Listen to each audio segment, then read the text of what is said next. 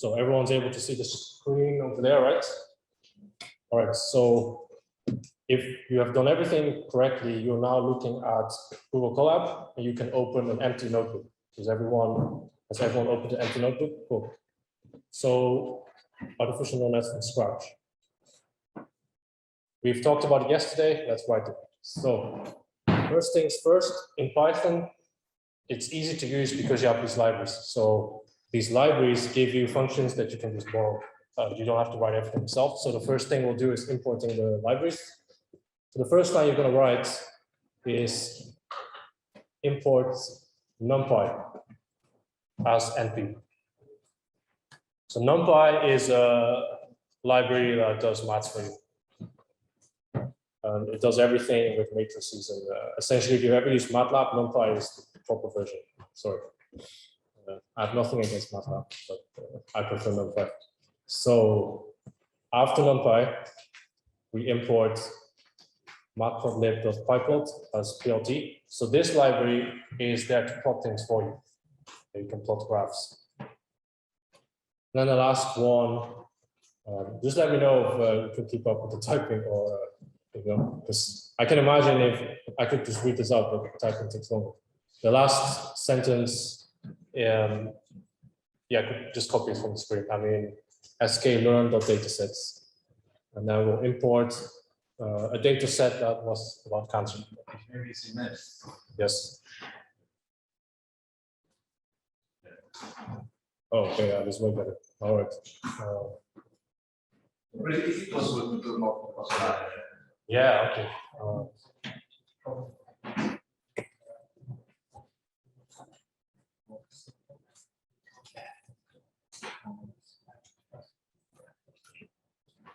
Lohith, do you know if it's possible? It looks better. It's really bright, but is it possible to dim the lights? That would also make it more exciting. Yeah. Yeah, that would feel more like a hack. So that would be cool.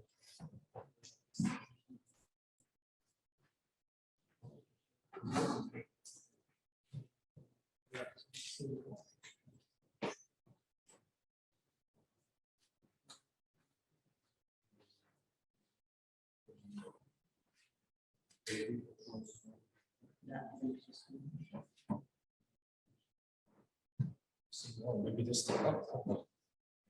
Yeah.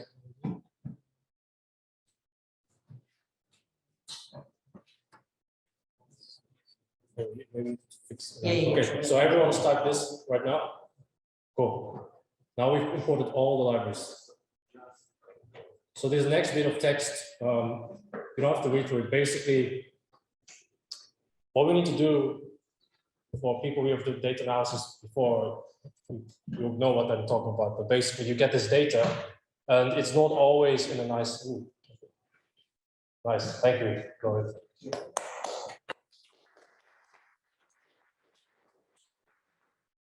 If anyone wants it even darker, we can probably go darker. But, you know, it's not supposed to be a movie night, so we'll keep it like this. Basically, the data we get is not always in a nice form to do analysis on, especially because the neural net we're going to use is, you know, it's one written from scratch, and it's not the best one, so it won't be able to handle everything. What we need to do is we want to make it normal or normalized, which means we want to make it roughly between -1 and 1, and with a mean 0. So what we do, okay, now we're actually starting to load the data, right? So this is Python again, so x.y is Boston. So what this does is load the data. X is the input that we get into the neural net, as you remember from yesterday. Y is the final thing at the top of this stack layer. And then the next few lines, you can type, just keep typing. I'll just explain this. You don't have to copy the comments because I'm supposed to say them. But if you want to, you can still copy them. We reshape. So remember, NumPy is a matrix library. So you have all these matrices, right? Anyone who doesn't know what a matrix is can quickly put your hand up, but I assume everyone knows what it is. And we have to like transpose it. So the reason we do this, you'll see later. The next one makes this notation, if anyone doesn't know, essentially y is a vector, so it has only one row of numbers, and we want it to turn into a matrix, so we just add another dimension, so a dimension size 1, so this is the norm. And then we normalize it with this line. So subtract the mean and divide by the standard deviation. We've done statistics, this is easy, standard. And now the last bit, important, remember what I said yesterday. You're going to fit this neural net, and you're going to see that you're going to do worse and worse as you actually keep failing, which defeats the point of machine learning, right? So the reason of that is that the neural net is literally memorizing the data. We want to avoid that. Hence, we split the data into a set we train on and a set we never actually train or touch until the very end to see how the network is doing. Right, I'll just try to gauge whenever everyone's ready.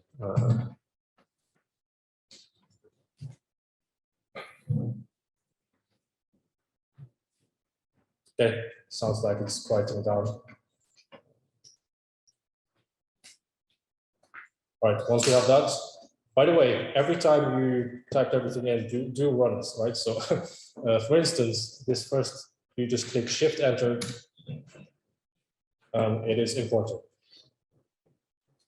And if you see any errors, you should, shout or something, because then, if this doesn't run, you're not in a position. So just run this, run this.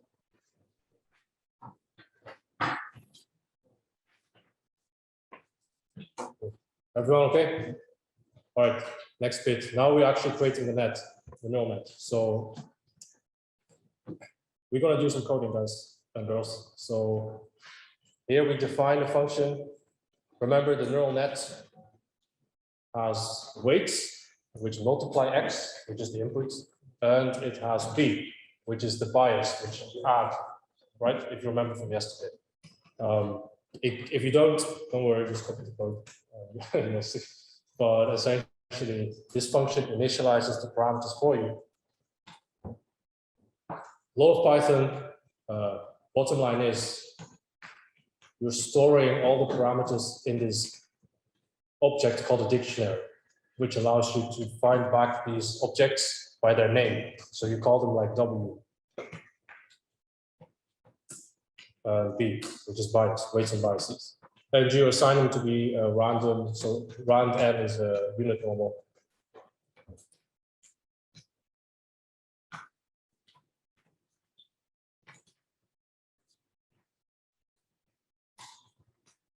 Right, I have to run this as well. 0 seconds to run because I didn't run anything. It's just defining the function.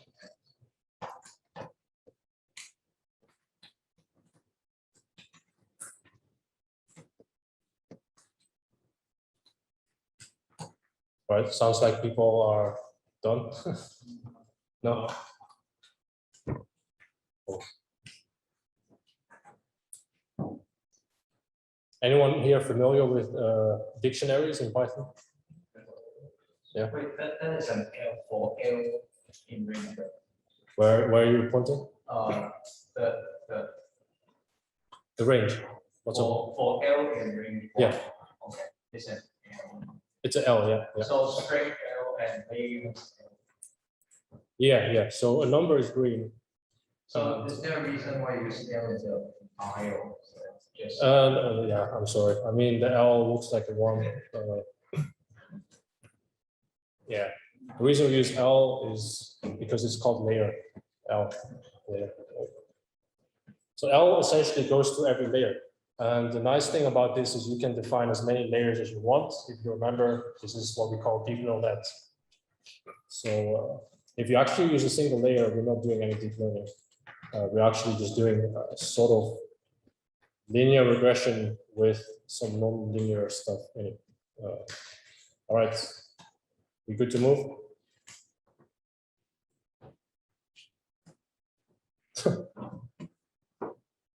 No? Yes? Cool. All right, make sure to run it to see if anything bad is happening. All right, the next part, remember, we have the neuron, now we need to pass it through an activation function. So this output is going to get squashed into something that gives the output of each neuron. And it's not a linear function, we could, but in general, we want this function to be positive. So whatever you put into this function, right, the number you get is always above 0 or 0. And that's why we define the sigmoid function and the ReLU, which is the rectified linear unit.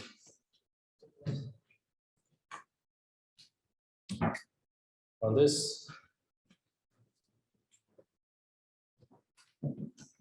and notice the second argument deriv, right? You can guess what deriv means, right? Derivative. If something doesn't work. Yeah. I'm sorry.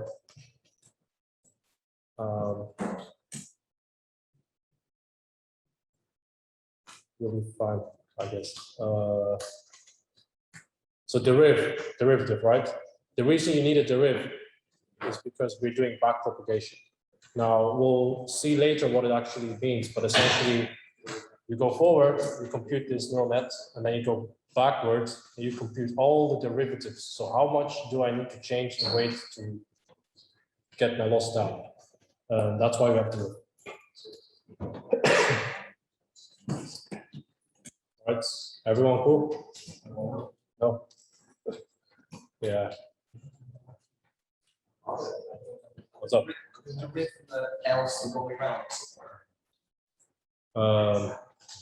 So what are you suggesting? So the sigmoids. So the else is the derivative of the sigmoid, but the if derivative is just sigmoid itself, and the wrong way around. Let's see. So yeah, if the derivative is true, you get the sigmoid itself. Yeah, that's true.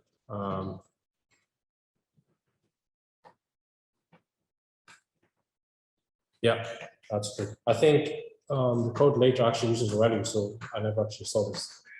Thanks. Awesome. What's your name? Arthur. Oh, Yeah. okay, yeah, you're the cool. Thanks, Arthur. I may I'll just modify this.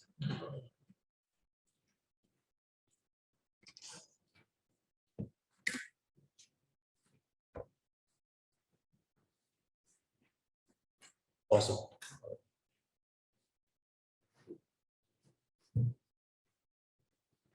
All right, sounds like everyone's cool, except for you who asked the machine program. But, it's okay.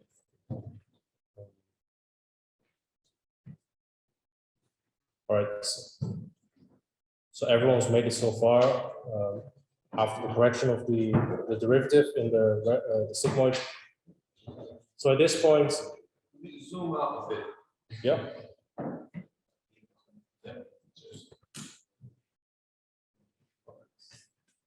Yeah. At this point, you know, this part of the code, we have essentially defined almost everything we need. So we got our neuron, we got our activation function, and all we need to do now is put everything together, right? So remember, we want to pass everything through a neuron, and then each layer feeds the output into the next layer, and we repeat this in a for loop until we get to the end, and then we have our deep neural nets. So this is called the forward propagation. So it's the forward mode. We call it forward because we have a backward mode that we'll see later, which computes your gradient. So there you go. And the equation we actually implementing is very simple. So as we said yesterday, you take your input, which is here denoted by A, which could be the input of the previous layer, you multiply it by W, you add the bias, and you get your intermediate output, and you've got to squash this through this function, which we take the value, which was correct.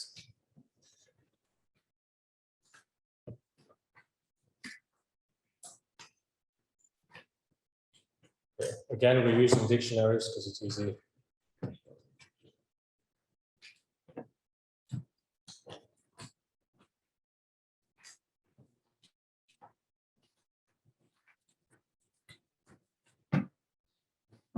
How many people gave up on the coding? Yeah, you can admit, I mean, yeah, fair. But for the people who actually keep up, there will be a reward at the end in the sense that you can actually run this thing. So,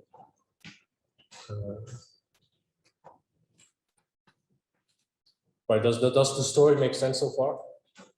Yeah, just like passing everything through.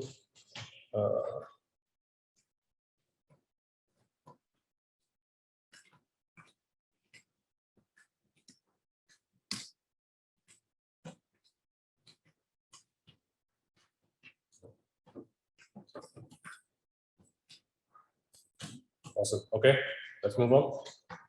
No. Cool. Sorry. Maybe I should just type along and see, how long this actually takes.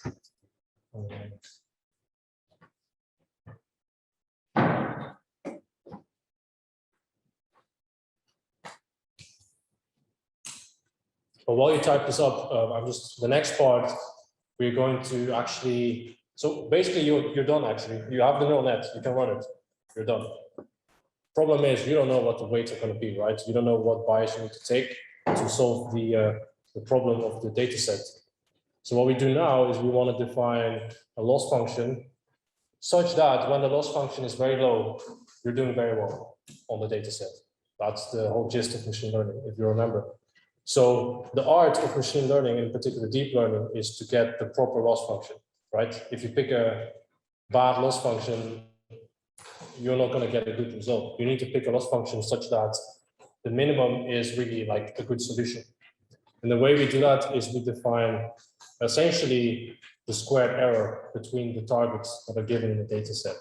So Y is the data set here, and AL is the final output of your neural net. And we're just going to try to match it. And in particular, we're just taking the square because it doesn't matter if you're positive or negative, you're still going to penalize it. And eventually you want this to be 0. Cool. How far people? Good to go? All right. So make sure you run it and no errors. To be fair, this next part is super easy, so I'll just leave a bit at the top. Now we define the cost function, which is another name for the loss function. Nothing to explain here. I mean, we need to be careful with the shapes because it's a matrix and all that. But you're copying the code anyway, so you don't have to think about it. But yeah, if you want to code this from scratch, really from scratch, you actually have to think about this. You'll find out if you take engineering machine learning next year, you'll find out sometimes it's a bit of a headache to actually think about the shapes of each object in NumPy, but you'll get used to it. Sorry, I just run it. Sounds like we're done. So loss function there. Okay, we've reached the end of the chapter. The next chapter is backpropagation. So this is what it's all about. If you want to take anything from this, this is probably the most important part. If you've done calculus before, you know what I mean with the chain rule, but essentially it's differentiating through steps of operations. So instead of differentiating through everything in one go, you differentiate each step individually, you combine everything. The equation looks like this. I'll send the notebook with these texts after, but essentially you're implementing the chain rule. So every time you go through a layer, you must multiply the gradients that you get in each layer, right? So this code implements backpropagation. And in particular, I want you to pay attention to the fact that now we actually have to store the gradients of each intermediate variable. Right? So remember, these A's are the intermediate activation functions of each layer, and you have to actually not only store A itself, which is the one you get in the forward, but you actually have to remember and store the gradients of each layer individually before you actually do everything in one go. Does it make sense? That's why it's called backpropagation. You're now going through the whole thing again, and you have to memorize all these values. And the way you implement this, I mean, it looks messy, but essentially it's these equations, and it's a bunch of matrix multiplications. So at this point, I think you can keep typing this, but basically, what's the whole deal with these GPUs, right? Like GPUs were made for gaming. Why would you do like machine learning on a GPU? You might want to play like Counter-Strike or something instead of doing deep learning. But it turns out that these GPUs, they consist of really small cores that each of them can do a very simple thing like multiplying and adding. And it turns out that a matrix multiplication is essentially multiplying and adding, right? If you multiply two matrices. So it turns out that these GPUs can do matrix multiplications like crazy when you go big. Something that the CPU, which is what a normal computer used to have, doesn't do very well when it gets large. So it turns out if you use these gaming computers, you can train deep neural nets, hence the current state of the world. In case you didn't know. So yeah, NVIDIA, all these gaming GPUs that they make are being used for AI now, pretty much.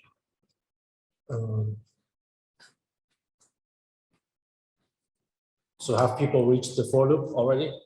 Or? Yep, cool. You see, most of this is just dictionaries, yeah. So Python dictionaries.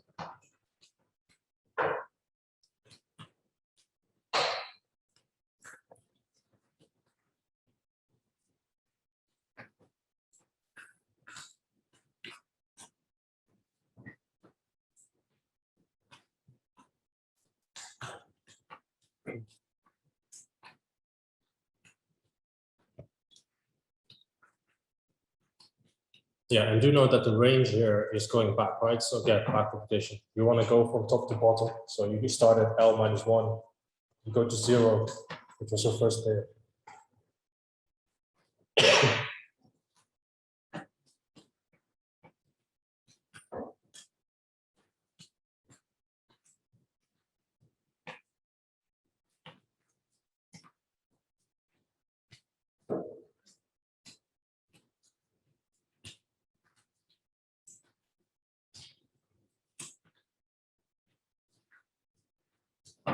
Cool. How many people survived so far? Right.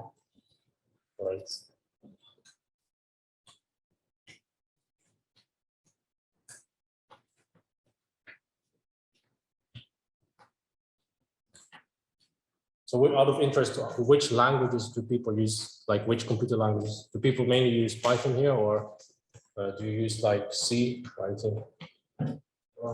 JavaScript? Oh, huh? C++ hardcore, okay. Anything else? No.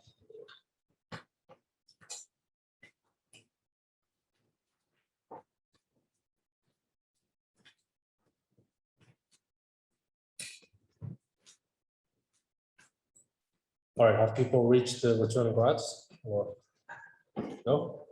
Far away? Okay. Is it visible enough for the people in the back? All right.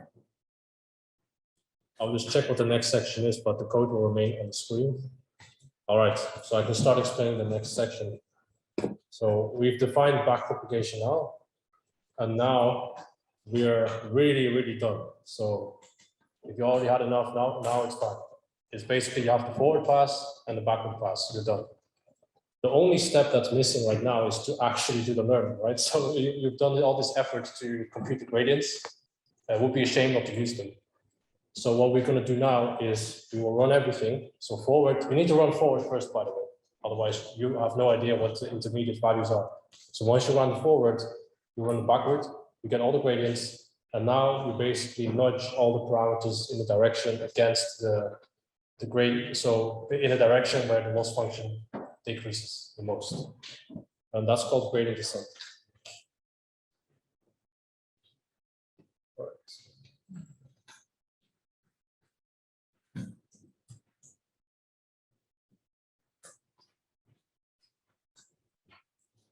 And in particular, you need to define alpha, which is the learning rate.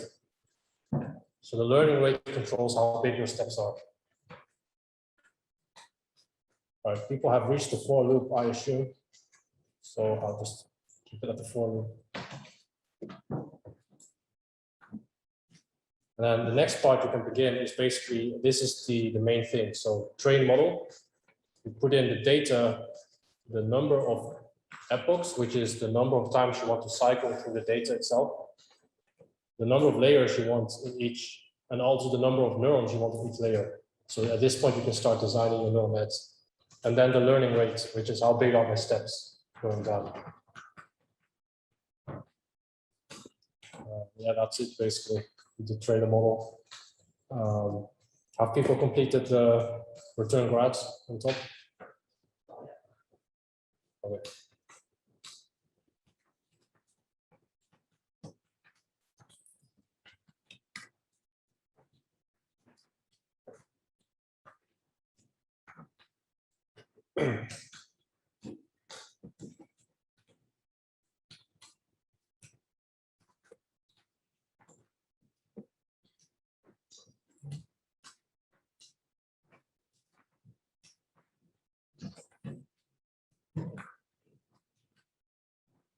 Right, basically, you can sneak peek. So the first step is you run the forward propagation.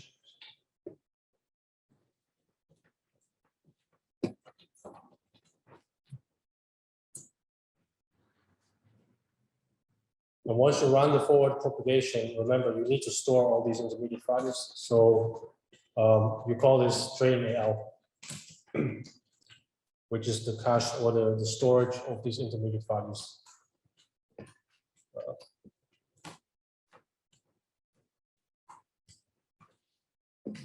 All right, I'm gonna cut off the grads. Is that okay? Yeah. All right, that's it. Bye-bye. Grads are gone. So now it's train model. This is called a training loop. The most important thing in deep learning is going forward, computing the cost, going backward to get the gradients, and now stepping through, nudging the parameters. Minus here because you want to go the direction of loss, where you reduce the loss function.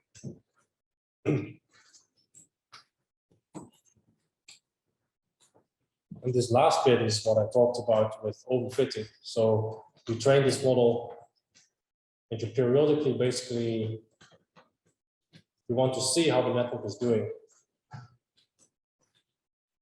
So what you do is you output the current cost function or the current loss function. And you still do this on the training set. So not on the validation set, not on the other data that you've never seen.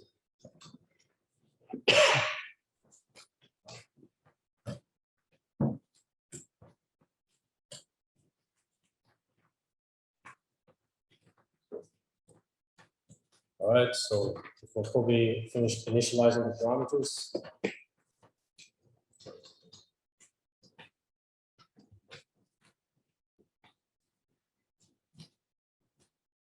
Basically almost there.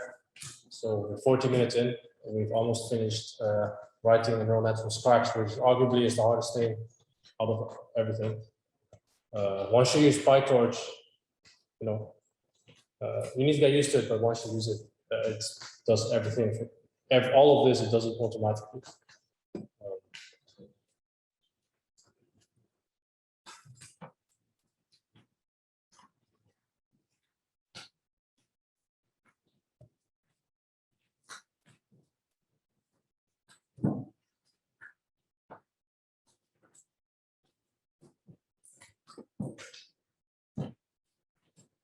So once you've trained everything, you have to return the parameters, because that's the whole point of training. Otherwise, what are you doing? You have to basically get the parameters, and optionally, you can get all the training costs, so you can actually plot what it looked like. So how well did the network do while trained? And you can plot the loss curve, which you'll see in a bit, hopefully. So you can run this.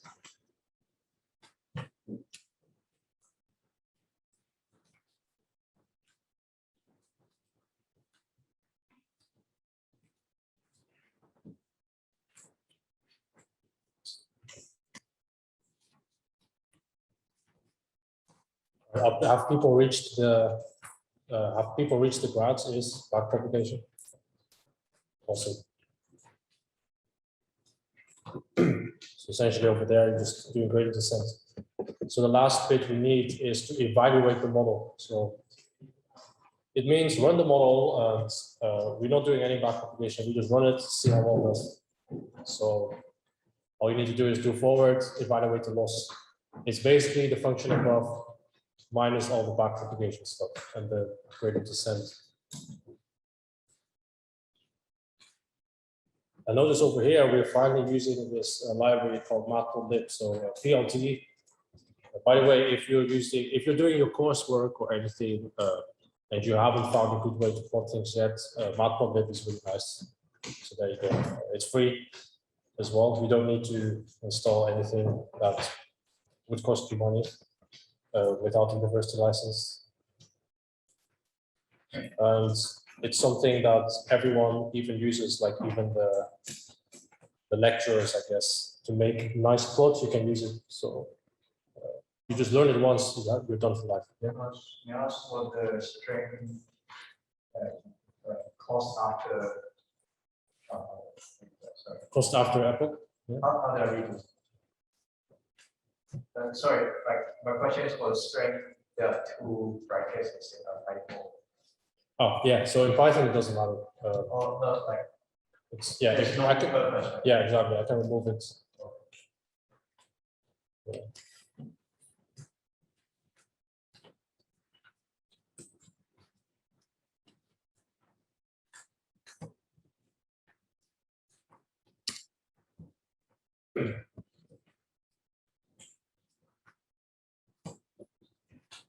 Yeah, basically training complete.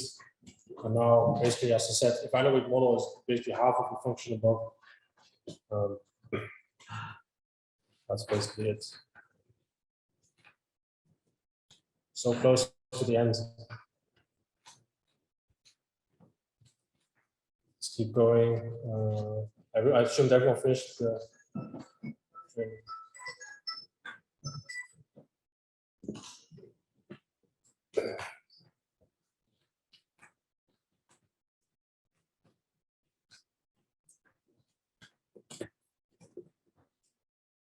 All right.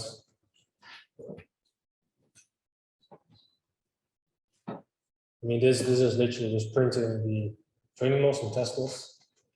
That's it.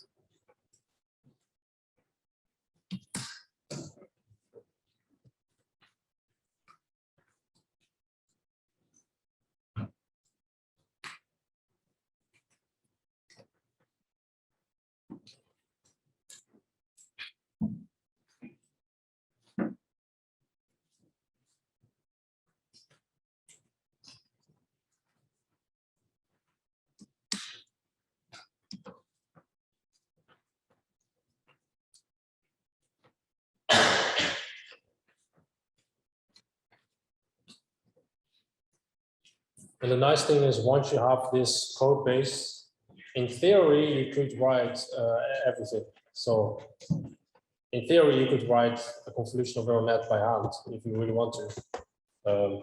I would be impressed if you did it.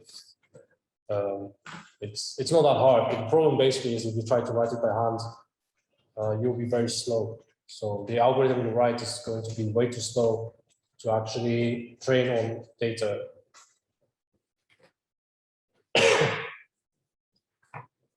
So yeah, the people behind PyTorch have optimized this very much, and you can basically run it orders of magnitudes faster than if you want to write it in Python.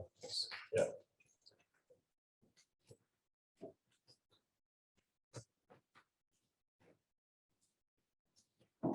But yeah, this is how people did it in the olden days when there was no library. So I guess everyone finished evaluate model.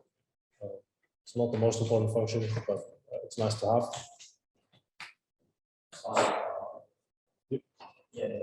Cool. Anyway, the next box. So now we finally start training. So we define the number of epochs, 1,500. That's a lot, right? We're going to go through data like 1,000, more than 1,000 times. But we'll just train it 10 times. It's not going to do that. But, and then layer units. So layer 0 is the input layer. So obviously we just have 1 and data here.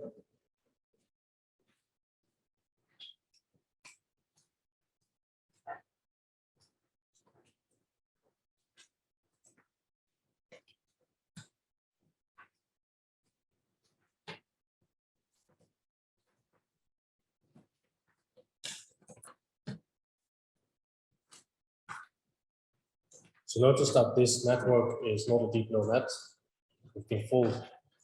This is actually a network that's going to put all the inputs into the outputs in a single layer. So, but if you want, you can add 10 in the middle, which means you've just added a layer of 10 neurons in the middle. And I can add another layer on top of that, that is 20. So you add a layer 20 on top. You can keep going, but eventually you're running this on the CPU, so it will be very slow. In theory, you can add anything you want. And the learning rate is this number that's usually used.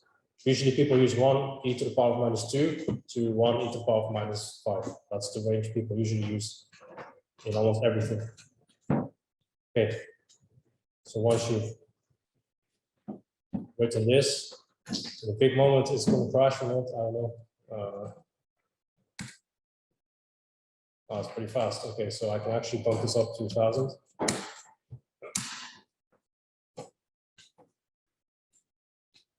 Yeah, that's pretty fast. So it just went through the data more than 1,000 times. It trained complete. Yep.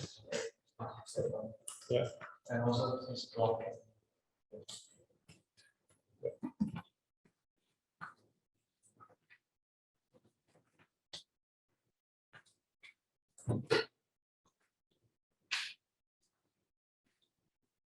And you can evaluate the model eventually, see how long it did.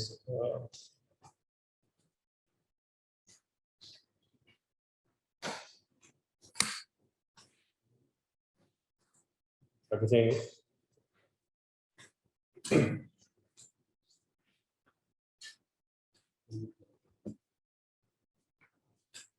Did anyone manage to run it? Or, no? It crashed.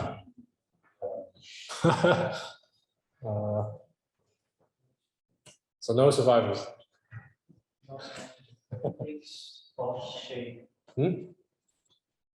What's up?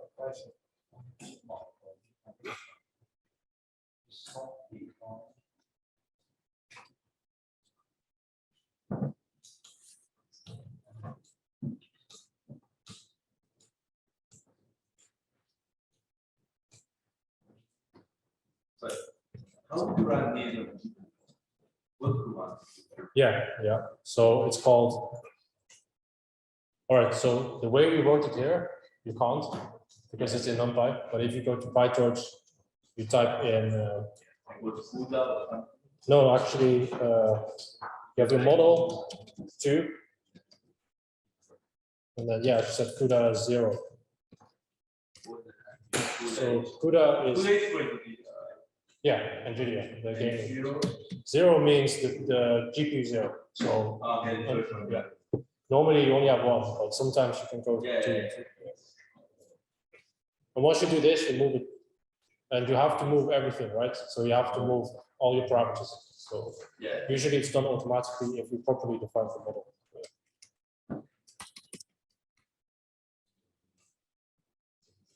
Okay, so no one managed to run it, basically. Okay.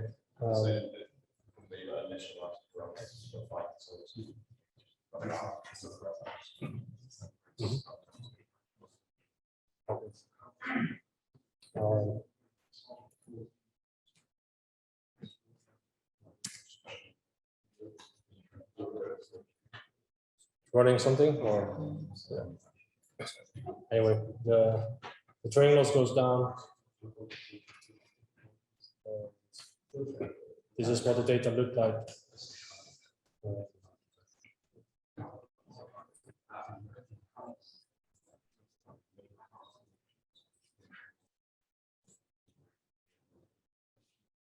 So many errors. All right, maybe for next time we should get it like guided notebook. Like instead of having people to copy everything, like a guided notebook, like send a like incomplete notebook and then have people fill it in or something. Yeah. Yeah. Did you just go through it? What does it have? What is it? Like, why is the 1 2 and not like 5? Which one are you talking? Like on the y-axis. Yeah, cost. Yeah, what's up with it? And why 200? Oh, we didn't train enough. I mean, so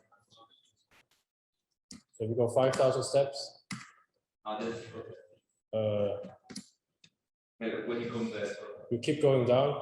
The cost is the squared error, so you never reach zero because this data set is a real data set, and it's very hard. But yeah. Eventually, if you do a lot of steps, you overfit. Yeah, so I'm doing a lot of steps now. Yeah, there you go. Oh, it almost reaches zero, so it does really well now.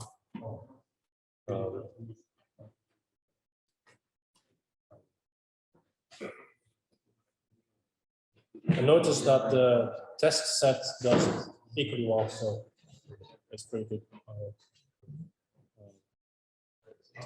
All right, cool. Given that no one got it to work, assume, unless someone did.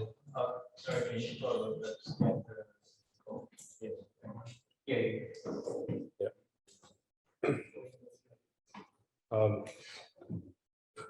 I hope you still got value out of it, given that it took longer than expected.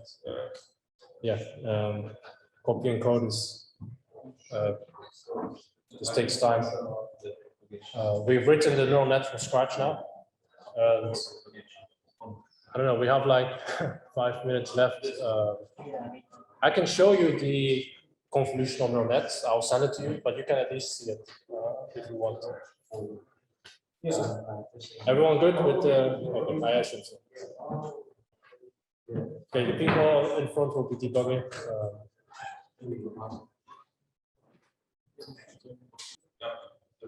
This is